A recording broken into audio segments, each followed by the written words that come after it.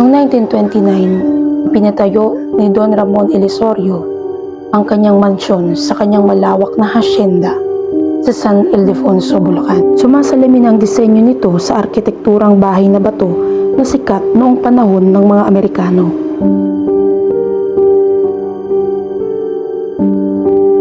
Sa madilim na bahagi ng digmaan, nampiska ng mga sundalong Hapones ang istruktura upang gawing himpilan ng militar. Tinawag itong bahay na pula dahil sa orihinal at kapansin-pansing pinturang pula sa mga dingding nito.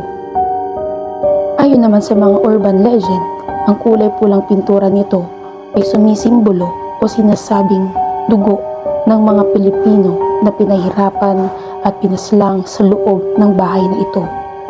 Noong 1944, naging piitan ito ng mahigit 100 kababaihang Pilipina mula sa Bulacan at Pampanga at tinawag itong garrison ng mga Hapon. Pinagpatayan ng mga gerilya at ginawang piitan ng mga comfort women.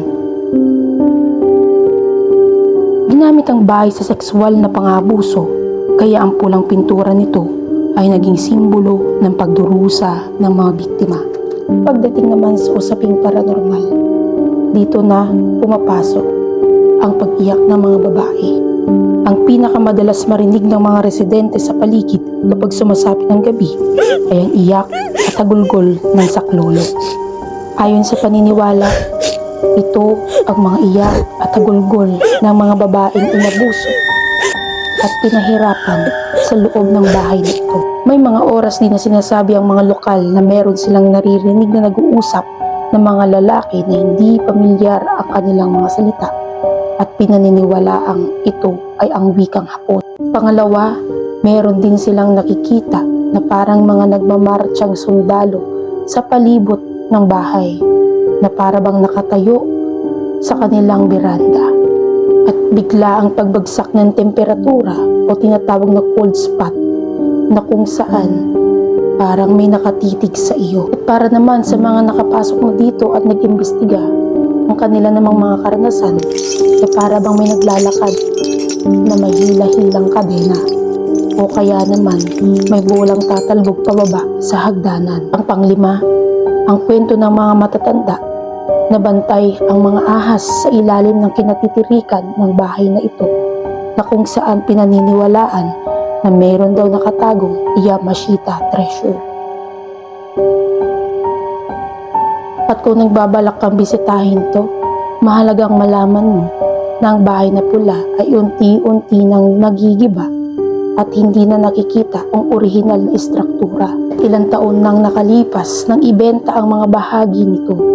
Gayunpaman, mga paranormal na kwento at madugong kasaysayan ng bahay na ito at tungkol sa simbolo at katarungan, bagamat halos pundasyon na lamang ang natira ngayon, nanatili itong simbolo para sa mga natitirang survivors o lolas na patuloy na lumalaban para sa formal na paghingi ng tawad at katarungan mula sa pamahalaan ay nanatiling alaala sa isip at puso ng mga taga-Bulacan.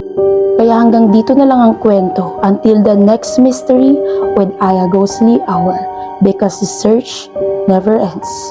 Explore, discover, believe.